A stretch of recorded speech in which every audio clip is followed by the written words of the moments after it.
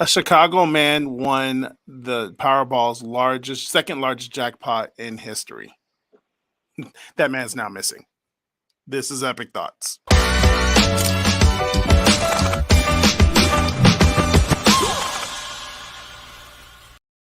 If you want to win that lottery, the one place you do not want to be is Chicago. Welcome to Epic Thoughts.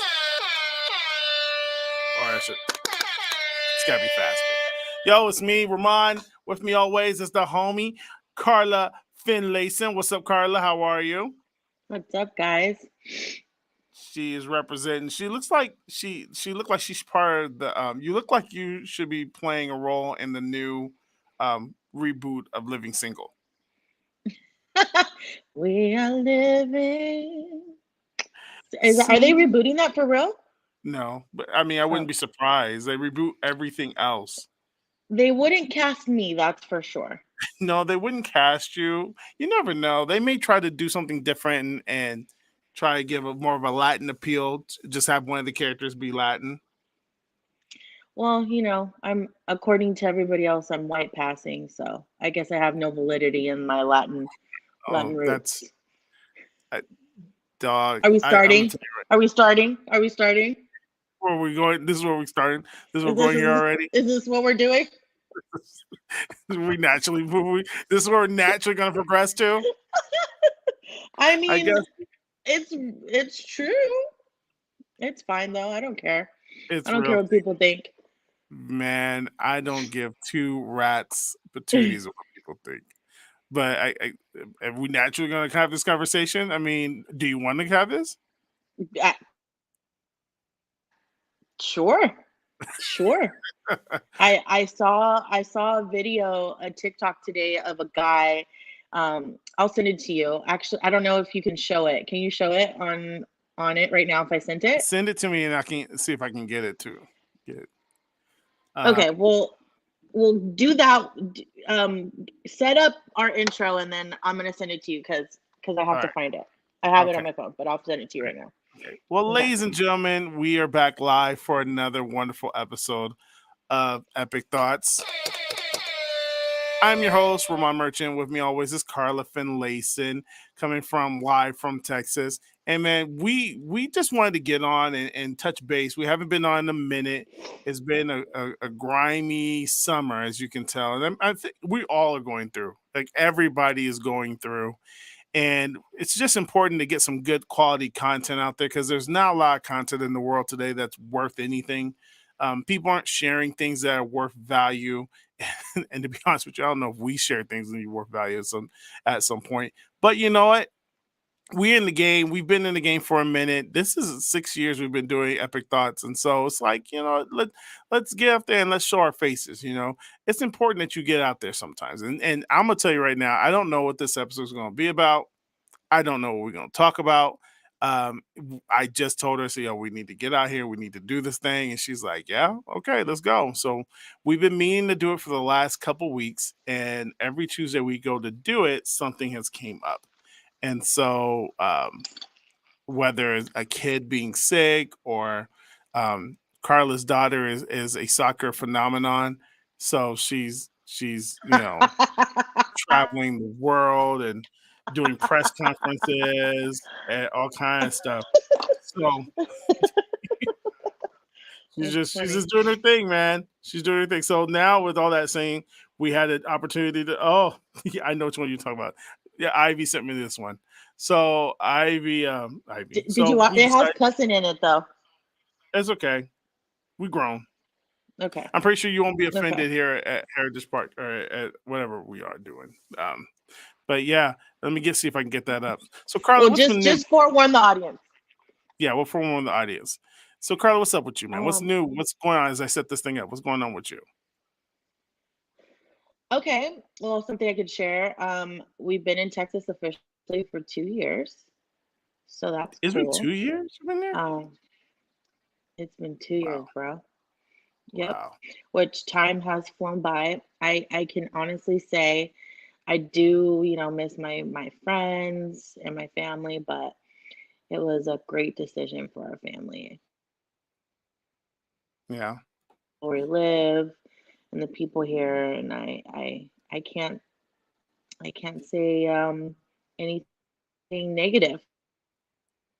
Dang, I can't believe it's been 2 years. That's nuts.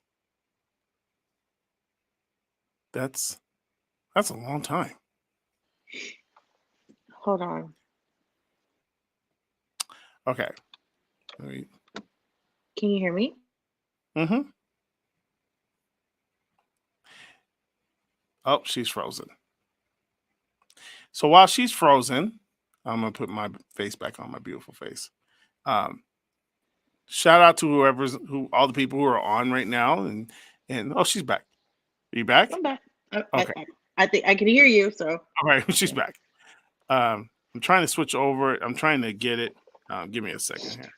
Okay. Um, so the reason why that TikTok is funny though, since we're gonna jump into it, let me set it up. I I think it's pretty funny because like Latin American people or people in general come in all shades and and for some reason it's really hard for people in America to understand that concept, I guess. Mm-hmm. Um I guess here in America in the United States you have to look a certain way to be black, Latin, I don't know. I don't know. I'm not sure. My dad is very white, but he opens his mouth and you realize he's not American, you know? Mm-hmm. But, I digress. I don't know. I don't know what to say.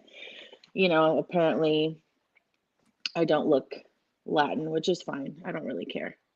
Hmm. Which I've always felt like you've looked very Latin. I'm just gonna say that right now. That I've always felt like you look Latin. Maybe it's my attitude. Maybe my behavior adds. Again, I think you're as she cuts out. I honestly feel like I'm very very confident to say, yeah, your attitude shows me that you are Latin as well. So let's get to this video. I got the video up. Let's see if we can watch it real quick. Okay. Hey, I've been Mexican my whole life. I grew up in a black neighborhood, and back in the day, the homies were like, "Hey, bro, we like Puerto Ricans more than Mexicans, so you're just Puerto Rican." And I was like, "Fuck it, I want friends. I'm gonna just go with it." Okay, Papi, I'm Puerto Rican. And pretty much my whole life, I've been racially ambiguous. Fools are always assuming that I'm something besides just a plain old Mexican. And it happened again recently when I got to San Francisco. So I'm kicking it at work with a group of black males. Everyone's like 23 through 28 years old. And we're having conversations, and fools just assume that I'm black, and they start referring to me as I'm black, and they start including me in their conversations. I go with it. After a few hours, one fool was like, "Hey, bro, you don't say the N word, huh?" And I was like, "Oh shit, I'm caught." Then the first thing that came to my head was, "Nah, man, I don't like using that word. I feel like it sets us back as a people." And then everyone was like, "Oh, bro, you know what? We should probably stop saying it too." So I don't know, man. This is like day 8 as a black man. Pretty soon I'm gonna have to break it to everybody that I'm just a Mexican. But until then, power to the people. Hey, I've been Mexican my whole life. So funny. Fun. Oh man, bless his heart. Yeah. Bless his heart. He is racially ambiguous, though. I do feel that way. You can look at him, you can't really pinpoint what he would be because before you got to the story about the black people, I looked at him and I was like, I could have sworn he had been black. Yeah, I mean, definitely, Yeah. it's possible. It's definitely possible. I So mean, oh, go ahead. no, go say what you're gonna say. I was gonna say, like when Gio was doing his acting, they categorized him as racially ambiguous. Mm-hmm. So he would have like a wide range of different mothers and fathers, Wow. like Hispanic, Yeah, white, you gotta black. get cast with Yeah, which I guess is good for him because they can put him with anybody really, but maybe now that he's been in the sun all summer, he might not look as ambiguous. I don't know. He has a little tan. So okay, so now let's talk about it real quick. What's whitewashing? What's whitewashing mean? You use the term. What is it? Oh, I did? Yeah. Or white passing. I'm sorry, not whitewashing. White passing. White Oh, I was like, passing. oh my God, I don't know. What is it? My skin is light. I'm pretty light. I am. I don't tan too well. I first get red and then I have a little tan, but I think uh most people think like at any job or anything, they think I'm white. Like don't let me straighten my hair. It's over. I'm white girl. Carl, I don't see it. I've known you for many years. Even from the very beginning, you were always Hispanic to me. Now, I always messed at that. I always messed that up for a time.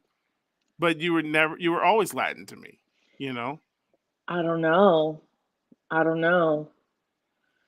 What do you Someone who say? gets someone who gets his black taken every day, taken daily, I find it easier and easier to not be quote unquote black. Is he saying like his black card or something? Is that what Yes. he means? Yes, Oh. he just corrected. Black Oh, card. okay, okay. So, okay, well, I want to what does that mean? Like Oh, how can you first of be all, black enough? let me just point out and say to my brother Ken, showing love on wait, my app is not working. Okay. Showing love to my brother Ken. Um, yeah, I can honestly say that my black card's been taken quite a few times. Um, I don't even think I have one anymore. There's nothing in my life that generates me possessing or keeping my black card. So I think the conversation of race in this country is just so it's gone too far. Convoluted. It's convoluted. It's gone too far, and um, which turns to the whole the bigger problem that I see, which we'll probably come back around to it. I see a bigger issue, but Mhm. uh, yeah, I'm with you, KJ. I don't have a black card either. I don't eat watermelon. I don't. Yeah, I Okay, but let me ask you a question. Like for somebody then to assume that you love watermelon and fried chicken and whatever other stereotypes are out there about black people. I mean, that's a equally offensive, right? I don't get offended. That's Well, I'm speaking generally. You are non-offendable.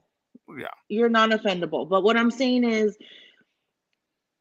it's like you're damned if you do, you're damned if you don't. Like, You really are. You you know really what I'm are. saying? Yeah. Well, I it's ran. like being a Hispanic and not liking beans. I'm not kidding because it's part of the diet. Like I love black beans and I couldn't imagine a Latin person not liking them. Really. But I'm not going to take your Latin card if you don't like them. Right. That's interesting. This is, but it's who who made these rules? First of all, who made these rules? Who made these guidelines that we all have to follow behind? You know, and why is it so important to live up to these standards? I I don't know because I um I grew up in a very different situation. Like I was born here in the US. I lived in South America for the majority of my elementary and some of my middle school years, and then I moved to America.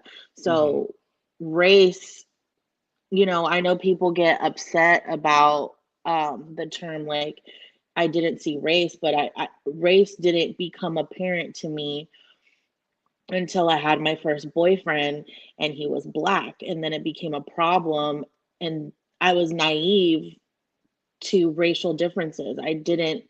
It wasn't something that dawned on me. I just had friends. I Mm, just had people I connected with. You know what I'm saying? I just like the music. Like the very first movie that I went to see when I moved back to the US and I was friends with somebody that I grew up with that I was best friends with in kindergarten that I reconnected with when I came back to the United States. We went to see The Second Friday. I mhm. didn't understand any of it. Nothing. Like I'm like, what are they talking about? Why is this funny? Because I didn't understand the culture, right? Because there's a certain culture to that movie that I just didn't understand. I Mhm, understand it now, mhm. but I I didn't get it, Yeah. because I was not privy to it. Um and so when I my first boyfriend was black, you know, it became apparent to other people, they brought it to my attention that there's a difference. Mm. So when you talked about your first boyfriend being black, and that's when stuff started to come out. A little people started to say something. You started to notice it, I guess you could say. Was this from your family? Was it from friends? What was it from? It was from my family, but not because they didn't like Black people, but because when my family immigrated from Colombia, they immigrated here during the civil rights movement, during the time when, my grandmother was a seamstress and her best friend, who she would ride the bus with all the time, was Black. And my grandma, like, she would sit in the back of the bus, and the bus driver would be like, "No, you gotta sit in the front." And my grandma was like, "Heck no, I ain't sitting in the front. I'm sitting with my friend in the back. What you gonna do about it?" Mhm. Like, I'm not about, this is my friend. I don't care. I'm gonna sit with her. So, during when the Black Panthers were, organization and movement was big. So it was more of, you're gonna encounter issues more than, I don't want you dating a Black person. It was Uh, more a concern. it was like, be aware, this is what's gonna come your way, type deal. Correct. Got it. Correct. More of a, like, you're gonna, it's gonna be tough, just based on their experiences of what happened to them when they moved to this country during that time. Got it. That makes Yeah. sense now. That makes more Hmm. sense. Okay. So you've always been on that side of the argument, kind of. So it's never been really a thing about, the differences and treating each other different. So it's never been about a racial thing. Here's my thing about race, and this, uh, I have a bigger thought, but we'll probably bring this up later on in the show. But shouldn't I keep saying this whenever we talk about race, and you and I, we both kind of like want to be like, oh, we still got to talk about it. This is something that we still have to bring up because it's out there still. And you're like, bro, first of all, the civil rights movement, it was over 50 years ago. Like, The generation, unfortunately, though, is still alive. the what is still alive?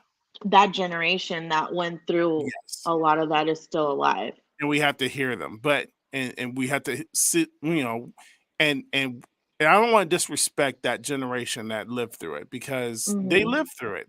Right. And their experiences are accurate and their experiences are true, Hmm. right?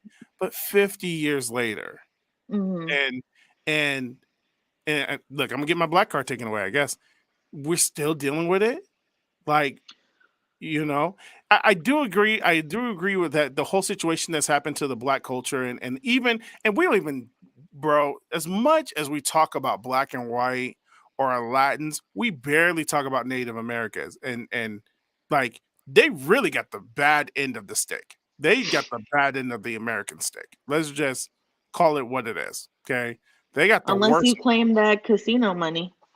Unless you claim, yeah. And there's only a few. I thought that. Never mind. I thought that a lot. I thought a lot of tribes were claiming that. Now I found out, as there's a proposition in California right now going on, that there's a lot of tribes that don't get no money Right. whatsoever. Right. So they That's really a got. whole other issue. That's a whole other conversation. But my point is, Yeah. like, we always talk about the blacks because the blacks did have a rough experience with America finding their place. But to this day, there's still a lot of Native Americans that have not gotten their place. They don't feel welcomed in their own home. And it's just, you know, it's just this race conversation. I don't think it's ever going to end unless the people who are making the accusations are the ones that are pushing the fuel in the fire, unless we do the things to say, you know what, squash it, it's done. I don't talk about it no more. There's a lot to that. I mean, it's a very complex issue. I do think that there's racist people in the world, unfortunately, Yeah. and it's very unfortunate. But they say statistically, like, our kids or my kids, like, they're not going to see race the same way that millennials and you're Gen X, right? I'm Gen X, yeah. And Gen Xers do. In addition to that, there's going to be so much of a melting pot in the next coming, like, generations, that we're not going to know where most people are from just by looking at them.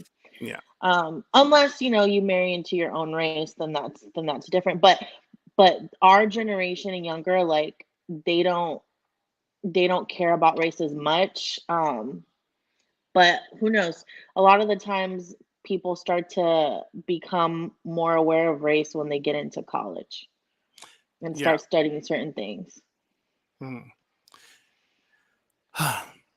I hate having the conversation about it because it doesn't benefit anything, right? The conversation doesn't benefit anything, and especially if the conversation is not taken responsibly. I think people have gotten to the point where they can't have responsible conversation, right? Everything's got Yeah. to be a blame game. Everything's got to be accusal. Everything's got to be, well, you're doing this and you're doing that, and now people get offended because somebody else said you did something else. It's never a accurate, responsible conversation where two parties get into a room and have an intelligent dialogue. And I don't know how you feel about this. I'm just gonna go ahead and say it because I'm on one already today. Um, I I wish I could make a number up. I can't make a number up because I don't want to be disrespectful. But I think most of this country is an idiot. I think most of America is an idiot. I think when you read people's comments, when you read people's posts, when you see what people are saying, and you hear the words that are coming out of their mouth, like for example, you and I before the show started, we had a conversation that people were going off on our boy Ruslan because he drank the canned drink, the liquid death, and somebody was coming at him saying that he's, opening himself up to a demon because he's drinking water. Like, it's almost to the Oh, point where you're like, do you hear yourself? And when we have the conversations now, like for example, people have accused you, and then we're making up terms to fit people in. So like people people are accuse you of what is it white white passing. white passing and like you what is it that they're trying to say? Are they trying to say that you've gotten certain benefits because you look white? Apparently. What benefit? I don't know. I have no idea. I mean, truth be told, and and and I would never admit this if my husband was on this show, Okay. okay? Uh, But large part of the things that I have, mhm, I've supported my husband, of course. I mean, there's we're a team, but a large part of the life that I have now, the things that I have now, the things that my kids have, a lot of it are because of the fruits of my husband's labor, and my husband is black. mhm, So one could say, that he's afforded me to have the life that I have, mhm. and I don't know how race plays into that. I just think that he's an incredibly intelligent person to have set his life up in this way. But I don't know what other privileges I would have been privy to have the life that I have now, other than the fact that I made a good choice in a spouse. Yeah, you made a great choice in the spouse. Yeah. Ivy's official. He's official. And I Um, mean, of course, I would admit that here, but I feel like if he was in this conversation, he already would have said something to upset me. So I was just going to withhold my congratulatory statement from him. But since he's not on this live, so you're um, gonna take this moment to congratulate him because you know he was gonna ruin it. 100%. 100%. Because he would have been like, this, the reason you got this is because of me. But I mean, a lot of it is, a lot of it Mhm. is because I have a supportive spouse, but because, but also when he was going to school and doing a lot of things that he was doing, I was taking care of the kids. I had a job with insurance. I mean, there's a lot of sacrifices we both made, but for the most part, you know, I made a good choice. Yeah. Yeah, and I can honestly say I'm trying to rack my head because when you told me this a couple of weeks ago, and I The remember, story, yeah, the story of white passing. I was like, what? And I'm trying to think what has happened to Carla where it would not happen if they knew she was Latin. You know what I'm saying? Like it's I understand racism exists. We're not listen, and we're not trying to under any circumstance say that racism doesn't exist, because we've seen it. You know, we've heard some people say some pretty racist things where we're like, ooh, that's kind of racist. You know, so we've been a part of it. But to say that you wouldn't be the same person here today if people knew, that just, it sounds absurd to me. That if I people feel like knew, I've sorry, go ahead. no, go ahead. No, I it's said I feel like I've had more opportunities because I speak a second language. yeah, I've been able to get certain jobs because of that, or have a benefit, an added benefit, because I'm bilingual. Um and that's only because I lived in another country. I mean, my parents didn't teach me Spanish when we were living here. That was a benefit to me mhm. that I can tangibly say. I can't say though that for everybody else. I don't know. I mean, everybody's story is different. It's just lumping people together in boxes, I think is a little bit disingenuous, because people are extremely complex. Yeah.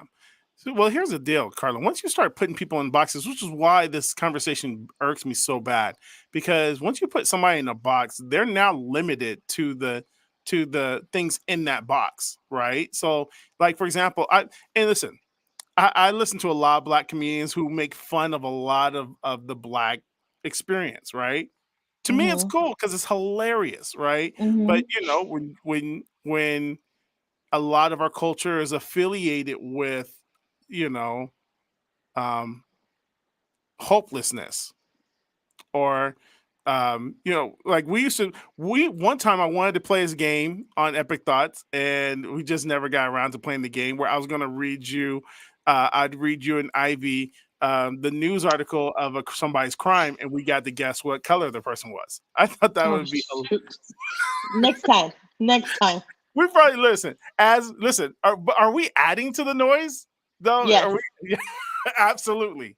We're adding to the noise. Okay, so we just, as long as we're clear that what we're doing, because I think it'd be a crazy game. Just I read, oh, you know, such and such, because we do that. You even people do that with their friends, at least on the black side. I don't know what white people do. I don't know.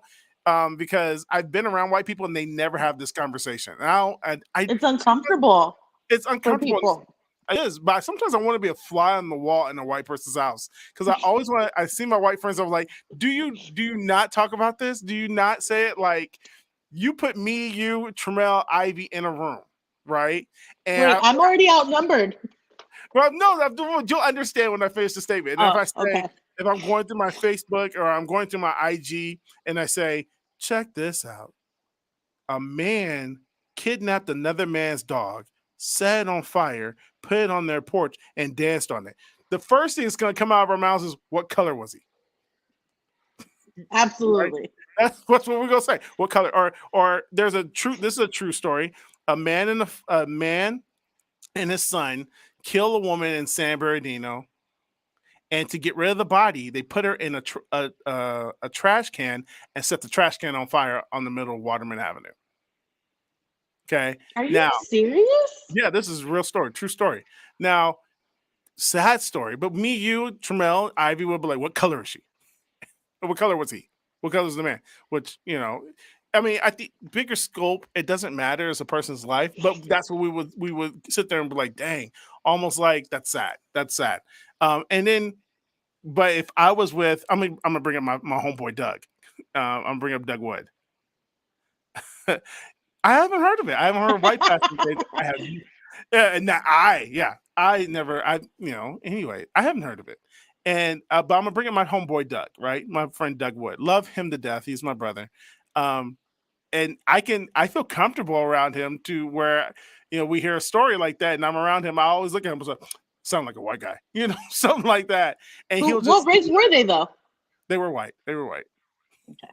Yeah. My suspicions were correct. See, we do that. But see, you white people don't. I just like, and so like I would say that around Doug, and Doug he'll laugh because he's my friend, and then he was like, he has this response like he never thought this, and I always thought to myself, you don't think this? Like you don't? And I honestly think they don't. But sometimes I just want to be a fly on the wall to see if they ever say, was that a black person? Like, or if they hear something like somebody drove by the house with the music real loud and got to a car accident, ran out and peed on the mailbox. Was that a black guy? R. Kelly? Yeah, it's right, exactly. So it's nothing to be like mad or mean about. It's not being tyrannical. It's just I always wondered that. But yeah, I haven't been accused of white passing. I've never heard that. But I think white passing has to be I think KJ, you have to look white to be white passing. So Well, like, I have a question though. okay. I never I understand, but I don't understand because when when people look at me, I don't want them to see race Okay. because most of the time, unless they're familiar with the Latin community or they hear me speak Spanish, they're going to be wrong. Mm-hmm. But also, my my ethnic background essentially shouldn't matter Right. because I'm I'm a person. I'm talking to you, I'm having a conversation with you, we're engaging or whatever the case may be. What if and obviously when I look at you, I'm talking to you. I obviously can see what color you are, you can see what color I am. But I don't treat you a certain way because of that. Do you see what I Right. mean? Oh yeah, I get it. You You don't know, treat and I because of it. because how would I know how to treat you because of that? Yeah. That would to me feed into the problem. Mm-hmm. If Like you change the way, yeah. if if I were to change the way that I treated you because of what my perspective of black people are. Like for example, if you live in a country where you've never been around black Americans and all you've seen about black Americans is what they show on movies and you come to the US, you're in trouble Yeah. because Yeah. they don't portray, in my opinion, a lot of black. I mean, I feel like Kevin Hart is stepping out of the mold a little bit with the characters that he chooses and the roles that he's in. He's definitely breaking that mold a little bit.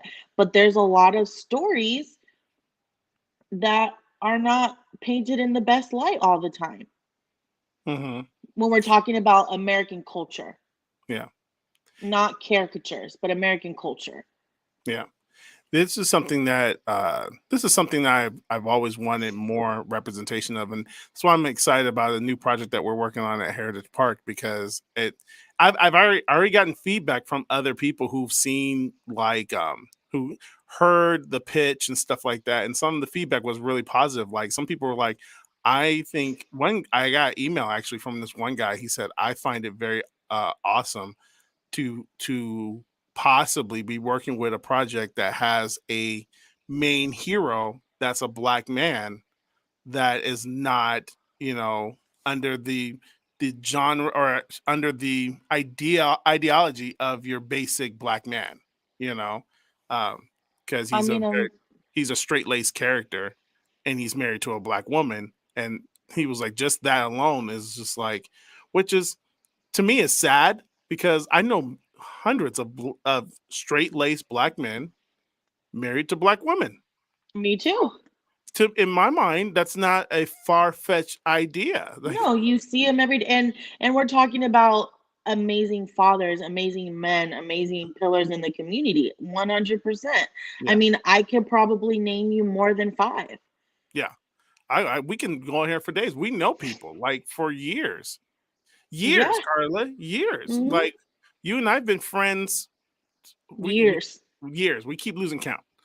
And through the years that we've known each other, we know dads who are fathers, who are husbands, Hmm. straight laced. Like even as I'm talking, I had like seven in my head, and now another Hmm. seven popped in. Hmm. And the list will go on and on and on. And it's unfortunate that we don't get that representation. Pastor Mark, a long time ago, showed me something that I thought was crazy, crazy, and it had to do with black male figures in media. And this was early 2000, was it? Had to be early 2000. And he showed me that the one, and I would love to pick his brain on it now, but at the time, there wasn't a lot of black television shows, black family television shows. And if they had a black family television show, the comedy relief or the person who would lose their marbles was the dad. Mm. Like Like Disney had, Carl, like Family Matters. Carl Winslow lose his marbles. Or well, see, there was a certain time where Fresh Prince started kind of putting in like James Avery's character. Uncle Phil was pretty decent. Carl Winslow was kind of decent, but remember what's his name? The Proud Family, the dad from the Proud Family. He was just a crazy old man. Or My Wife and Kids, which is a great show. My Wife and Kids, if you're looking for a laugh, it's a great show. If you're looking for a representation of a black father, Let's take it a step further. Fathers in the entertainment industry, period. oh yeah, we can go, yes, but see, But I mean, to stay on topic, I just wanted to add to that. no, I was going to agree with you. Fathers in media have been just, they always make them the idiots, and still to this day, it's still, and I get it because it kind of makes for good TV. Like you think about Modern Family, Phil Dunphy is an imbecile, but we love him. What's his name? Malcolm in the Middle. His Cranston, Bryan yes, Cranston. yes, Yes, but he's hilarious, but we love him. Bart Simpson. Oh, Homer's a moron. I mean, Homer. Homer. All Yeah. right. But think about Seth MacFarlane's shows from Family Guy and American Dad, like way off kilter characters. And when we did have a good quality dad, we put him in jail for the rest of his life.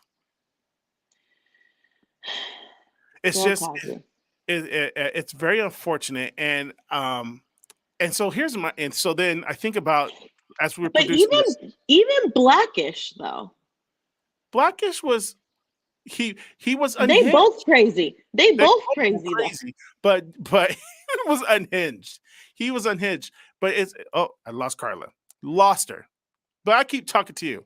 But yeah, I keep talking to you, the listener and the viewers. He was kind of unhinged himself. So, but there's just the series of how they've done entertainment. And I feel like so back to what I was saying about African Americans represented in media, where I just feel like we just need to do a better job of being represented in a correct way.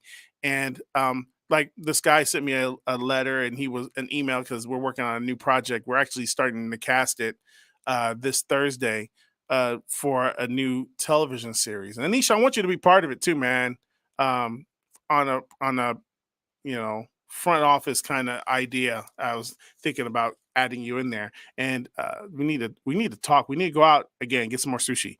But it's time for us to, as a culture. And I didn't want the show to be about culture today. I didn't want to talk about race. I had other things I want to talk about, but we naturally have gone there. It's time for us to do something better, a different idea. We've done a really good job. I'm going to tell you the truth. Our culture has done a really good job, but there's got to be a better idea than it's got to be a better idea than The Wire, and which is The Wire is great. It was great TV. Or Ghost. We've done 3 different stories of Ghost, Empire, all these things, and their quality is good. Power, the quality is good, but Snowflake, but it just, the storyline is just exactly the same. We're showing Black communities being devastated by their own people, and it's time to see something positive. Now, the series, without giving away too much of this new series that we're working on at Heritage Park, it has that street kind of it's set up in that environment, set up in that background, that street background, but at the same time, it's still a quality show that's going to bring a balance to it, to the genre, and actually is going to be a little curveball to it. So I'm excited to see what that series is going to do and what it becomes. And so it's just race in this country. I feel like we've been battling this battle for many, many years, and it's not going to. And I feel like we've been waiting very long and very patiently. And I'm not speaking for me. I'm speaking for the argument. And I feel like people are waiting for white America to say, "I'm sorry," and here's reparations. Listen, I don't think it's going to happen. I don't think it's ever going to happen. I think it's time for us. Like there comes to be a point where the conversation has to end, right? On so many factors that's going on in this country, the conversation eventually, essentially, has to end, and we have to get up and say, "All right, you know what? A line in the sand is drawn. I'm just gonna do my thing and take care of my family. And I'm gonna create. I'm gonna build platforms. I'm gonna build brand. I'm gonna build business. And I'm just going to do what I gotta do to make sure that this doesn't happen again. Or it is what it is. It's time to move on. So I feel like we've gotten to that point where we have to cross that threshold and say, you know what, it happened in the past. Let's leave it there. Now, I don't want to take away from all the people in our society that have grown up in it. My mom, being one of them, grew up in the civil rights movement, so she's seen things. And now I think about it, we've never really fully talked about what was going on in those moments in the civil rights history. We never really talked about what she experienced. I know she talked to me a little bit about where she was when Dr. King passed, but other than that, she really didn't talk about her experiences in Montgomery, Alabama, because that's where she was at. She was in Montgomery, Alabama, which was like a hotbed. Alabama itself was. So we never really talked about it. And I don't want to take away her experience or anybody else who's been through it. But you know what? It was 50 years ago.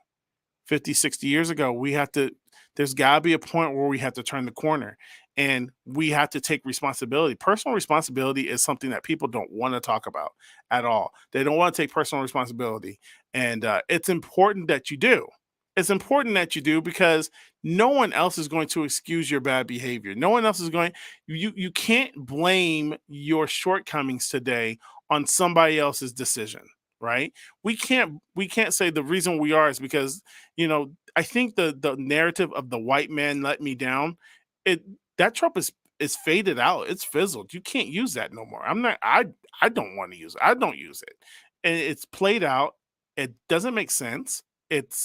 Um it doesn't help the narrative. It doesn't help anything. At the end of the day, it's just you're put in a bad situation. Um Anisha, I agree. I get so mad because Black TV has come far, but the stories are not good or the acting is subpar and just making it for representation. But we are better than that. I agree. We are like we just have to do better, guys. We just have to do better on so many different things. And if you look at the Black culture, and let me just speak to this. Oh, here comes Carlos coming back. And let me just speak to this about the Black culture.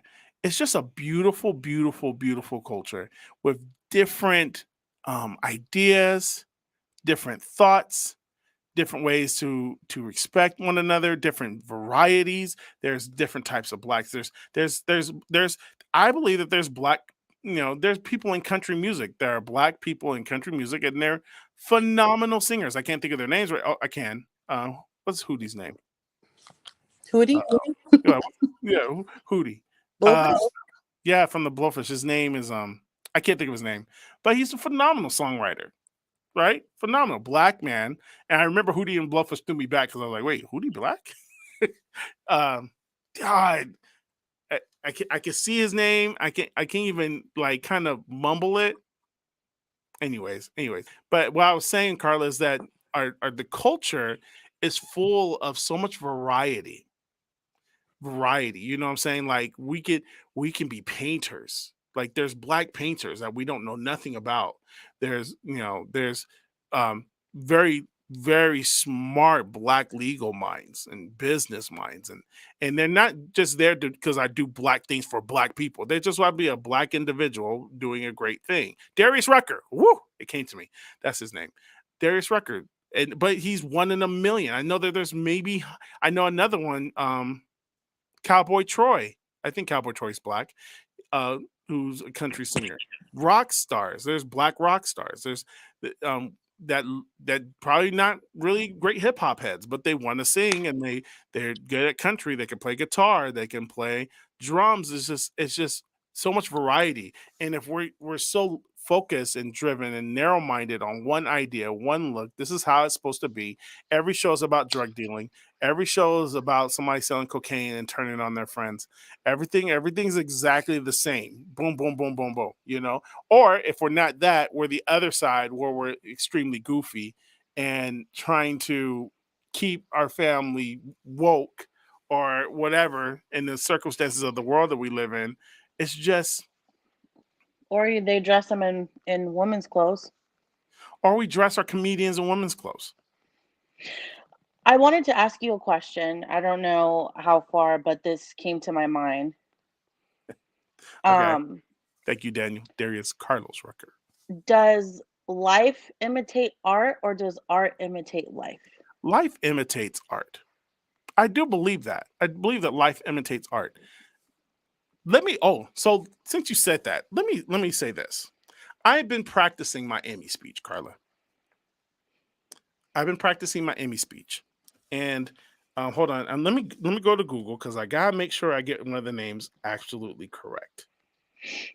Okay, and it may be Faith, it may be me being, it may be me being what's the word I'm looking for? Narcissistic. Mm-hmm. But I've practiced my Emmy speech, and when we get a Emmy for the show that we're working on, our new show for Heritage Park, and I've made it a point, Carla, to take time out, and I'm going to thank 3 particular people, and these are 3 particular Black individuals. And you know me, I'm not a pro-Black kind of guy. I'm like, let's all go for it together. Community is community, regardless of what your color is. No matter what color you are. One is Shonda Rhimes, because I've learned so much from her. Mm-hmm. I've dove into Shonda Rhimes master classes. I've sat in things where they just play her talking and teaching how to write. Shonda Rhimes is a very inspirational writer, and I haven't watched Bridgerton, but all the other stuff she's made, fabulous writer. Issa Rae, like where Issa Rae has come from is Mm-hmm. just phenomenal. And I'm a fan of Issa Rae because I followed Issa Rae in her YouTube days. Yeah. You know what I'm saying? When she was making her YouTube videos, they were the funniest thing. And I was like, wow, this is a great creator. And Shonda Rhimes is a little risque because Scandal was kind of scandalous, but it was somebody had told her a story of stuff that was happening, and she was like, I have to write this story. So life imitated art. Issa Rae, I see a lot of what she experienced in her first videos on YouTube. I think it was the Diary of a Black Woman, Awkward Mhm. Black Girl. That's what it was. Diary of Mhm. an Awkward Black Girl. Hilarious, especially it was just a hilarious series. If anyone's has some time to kill, go back and look at that on YouTube. It's hilarious, and they get a lot of this Insecure show they've taken from that series. But that series was created from her experience as an awkward Black girl trying to find her place in to a Black culture where she wasn't necessarily ghetto or gangster, but she loved the culture. And the other person is Quinta Brunson. She's a new name. Um, ABC has a show called Abbott Elementary. Mm. Quintina Brunson is a Black woman. She actually plays the role of the teacher. That's the main teacher. She plays that role. She's the creator of the show. Wrote the show out all out of faith. Has no idea what she was doing. Just put herself out there and so look. You know what? She remembers the story of her. I think it was kindergarten or third grade teacher, and she loved her third grade teacher so much that she was just so fascinating that she told a story of her third grade teacher, and that's how Abbott Elementary came to pass. So here's another person that just took what she had and just ran with it, and now she won. I think she won an Emmy this year for Abbott Elementary. So I would take the time to dedicate to those three individuals because one, they're like me in the sense of not just black, because they are black women, but I'm not black woman, I'm black man. But they're black and they wrote something that had nothing to do with gangsters, street cuz, They just wrote a or story. they just wrote a story. And Yeah. all their stories came from life. Right. Their stories came from stuff that they experienced, you Mhm. know? And I think those are the greatest stories. That's why I say I think life imitates art. Dude, we are full circle, Carla, because this is what I wanted to talk about. Because one of my pet peeves, and I'm working with a young man right now who's trying to be a rapper. He's signed to Heritage Park Productions. He's trying to be a rapper, but he wants to be a thug gangster kid. And I'm telling him all the time, first of all, that's not your story. You can be a great artist and tell your story. And it doesn't have to be selling drugs. It doesn't have to be sleeping with random chicks. It doesn't have to be what the world is listening to. You know, there is enough, I believe it wholeheartedly. There's enough, Carla, for people to. I get that we're in this to. We still need to make money to an extent, but I believe that there's enough out here for everyone to live, and they don't have to sell out themselves for the Mhm. idea of what everyone else is listening to. Yeah.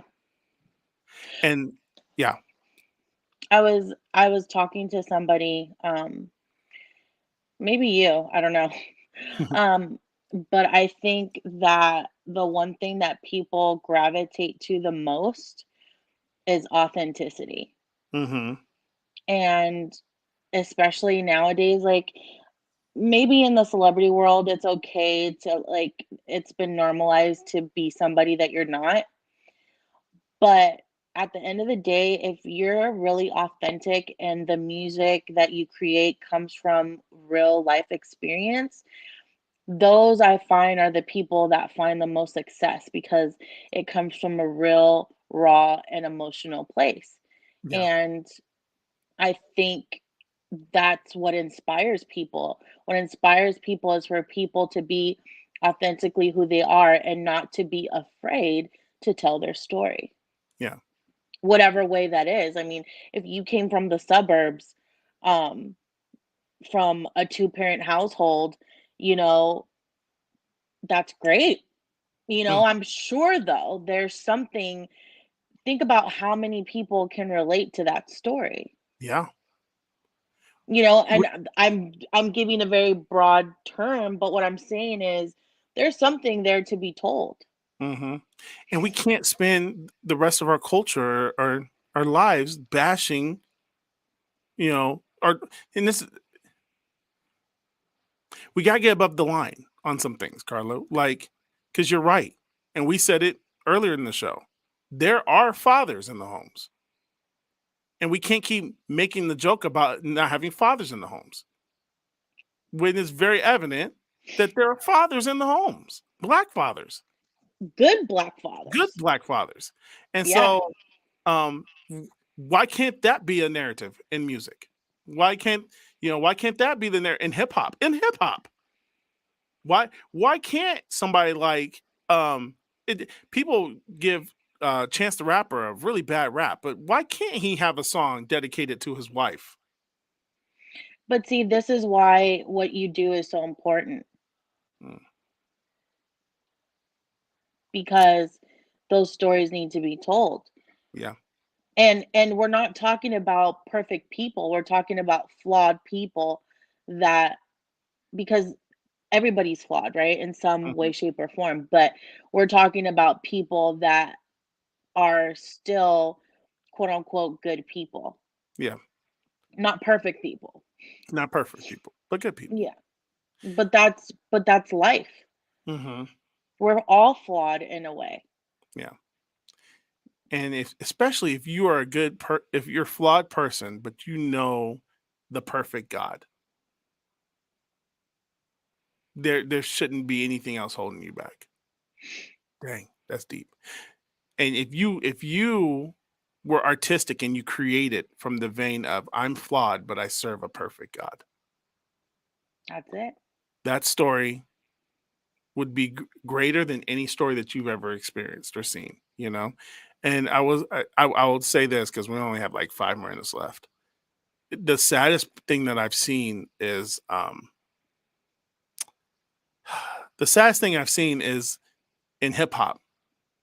We see these young boys create a life that they may or may not live, and that life comes back, and that story that they're creating because they're trying to sell records or trying to get street cred. When that story comes back to pay to collect the requirement payment for that toll, Yeah. you know. When Biggie died, that was a black eye. Well, when Easy died too, that was sad too. But when Pac died in '95, maybe '96, I can't remember. But I remember I remember it was fall. And I think it was fall '96 or '95 when Pac passed. That was a black eye to the hip hop culture. When Biggie died in March the following year, that was '97. So yeah. So when Biggie died in '97, that was the other eye got bruised.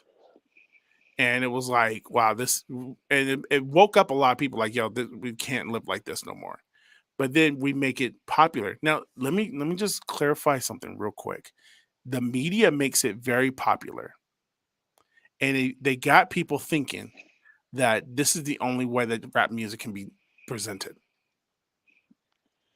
I And would go ahead. and they've sold this lie, and our kids are eating this lie up. And I was going through the list just to tell this young guy about, like, dog, it's not cool that Pop Smoke is not here. Pop Smoke is not here. Juice World ain't here. Mac Miller ain't here.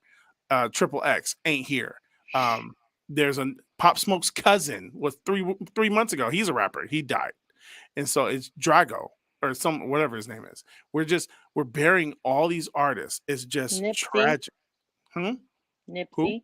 Nips. Nipsey Oh, and I was going to get to Nipsey. Nipsey Hussle. What was it? Last Sunday, Carla, we talked about this. Last Sunday would have been Nipsey Hussle's 33rd or 34th birthday, right? That would have been his 33rd or 34th birthday. And unfortunately, he's not here. And yeah, he got his music is great, right? I like Nipsey's music. He had a little positive vibe to it, but he was telling stories of a world that he lived in, that he was trying to do his best living. And because he didn't do what most rappers did, was get out, he died because he lived in the environment. He wasn't creating the environment. He wasn't gangbanging no more. He died at the store that he built for his community.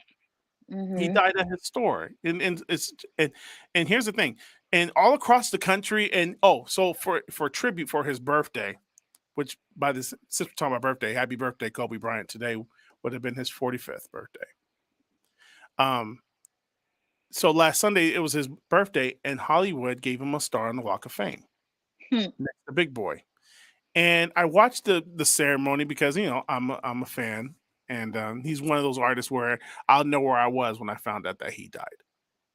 And that was a crazy night. I'll tell you about it later. Okay. I'm And listening. they had all these people talking about his stories, and the social media is just going crazy. Like, he was one of the true greatest rappers. He was hard and all the and man, he was one of the greatest rappers of all time. I said, you know what? Today, I guarantee you that his wife and his kids don't care nothing about him being a rapper. Right. If you were to ask them what would they want, his legacy or him, they would want their dad home. Yep. Kobe was a great individual. He was a great basketball player. But ask Vanessa today, would she rather have the championship trophies that he left behind, or would she rather have her husband? Ask those other 3 daughters that he left behind, tragically. And he didn't leave them, but, ask them what would they want today. Today's got to be a hard day for them. And I my heart goes out to stuff like that because I think about, how we do that. We don't put the thing that God wants us to put in the forefront. Like, it's just sad. It's just sad. So create with authenticity. Create with honesty. Create your genuine story. We don't need to hear what everyone else has already said. You know, even in the Black community, and we specifically focused on the Black community because that's our conversation just kind of naturally went that way, Carla. I don't need to see no more stories of Blacks killing Blacks over cocaine. Well, You know, I wanted to add something to that, and we probably can go into a tangent about it, and maybe we can bring it up next time. But everything, everything in this world, including the media that we consume, is built for people to have an escape. hmm And this is why shows like The Bachelor, The Bachelorette, all these shows that are just like popping because they want to escape. They want to imagine their life a way that's not their life. hmm I mean, I used to love the Real Housewives of Beverly Hills, and part of the reasons I loved it is because I was like, God, they're so rich. It's amazing. right. And Yeah. I mean, and there's a certain level of entertainment that's okay, but we've become so accustomed to this escapism with our social media, with our phones, with all the things that we consume, that I really think that people think that that's real life, hmm and it's Which not. it's not. Which brings me to my point that wow, this is full circle, Carla, because I kept saying I'm gonna talk about it later. Talk about it later. When I said I feel like everyone's an idiot, and I don't think everyone's an idiot. All my epic thinkers are listening to us right now. Daniel, Anisha, KJ, and whoever those other two people were. You're not idiots. But I will say this, Carla. That's a very good point because I think part of the problem, going back to what we first started talking about, part of the problem is that people are making statements and they're talking about stuff online and they're not aware of what culture really is. You know what I'm saying? I think people who make the statement, Carly, you're white passing, they don't know white people, Or right? Latin people. Or Latin people. You know what I'm saying? Like when people speaking, so like for example, the whole Colin Kaepernick thing, that when he was taking the kneel, when he was kneeling, taking a kneel, when he was kneeling during the national anthem. One of my friends, who was a pastor's wife in Oregon, posted a really ignorant post. Now, me being a black man, I called her on it, but I did it in a very nice way. I did it in a very loving way. And her response was, I don't know any black people but you, but to me, they seem like a bunch of, and I won't tell you what she said, but she said some really ignorant things. So it got me to think, you don't know any black friend. You don't have any black friends but Ramon. Hi, Okay. Gio. Good night. I love you. He's our executive producer. He's letting us know it's time to wrap it up. But she Sorry. doesn't have any black friends. So she speaks from a place of ignorance, because she Yeah. doesn't know the argument at all. Now, I'm not one, I didn't like the kneeling in the national anthem. I felt that was a bogus fight. I felt it was a bogus protest, and I felt kneeling for the national anthem was narcissistic. It had nothing to do with police brutality, but that's another conversation for another show. I think Colin Kaepernick. We've talked about that several times too. Yeah. I've gotten my letters. Colin Kaepernick is a fraud. Anyway, I'm just gonna put that out there. But my point is, she didn't know any African Americans. She didn't know any black people other than me and Harold. And so her statement, and we were removed from her because we moved from Oregon to come back to California. So she didn't know any. She said, I don't know any black people. It just seems to me that blah, blah, blah, blah, blah. So don't speak on it if you don't know anybody. You didn't have the conversation. And we're still in a segregated part of this country. This country is still segregated. We just don't know it because you and I live in some very Diverse areas. diverse communities. So California is a diverse community, especially Southern California. Dallas is a very diverse community. I mean, I would venture to say where we live now is more diverse than where we were in California. Possibly. Honestly. I mean, if you talk about San Bernardino, San Bernardino ain't diverse. It's segregated. No, bro. But my point is, you have, and even then, Carla, even here in the Inland Empire, blacks stick with blacks, whites stick with, because they're afraid to be ridiculed. They're afraid to be judged for being different. And because of that, they don't have the conversations that they need to have to be effective. And so when you see people talking on social media and putting their posts up, you're like, this is clearly from somebody who ain't got no black friends. This is somebody who clearly ain't got no white friends. And Oh, sorry. so go ahead. Or unsafe friends. Listen, I mean, I'll just tell you a story. Aaliyah, you've met my daughter before. If you guys follow me on social media, you've seen her.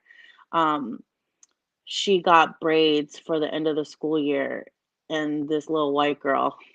I know we're trying to get rid of race, but just for the context of the conversation, told her that she was appropriating black culture because she didn't know that she was half black. Exactly. And my point's proven, Carla. But on a side note, it was so cute. Like her friends that live in our neighborhood, they're like, her dad is black. He's like black like this chair. he black like 50 Cent. Me and Ivy had such a kick out of that because that's hilarious. They're like, he's brown, just like this chair. And it's like this brown chair. That's so funny. I have a similar story. I have a friend who couldn't understand that there are black people with no pigmentation. And I was like, dog, yes. It's a person who albino. He was albino. But you could tell by his features, he's clearly African American. But I will say this, like, first of all,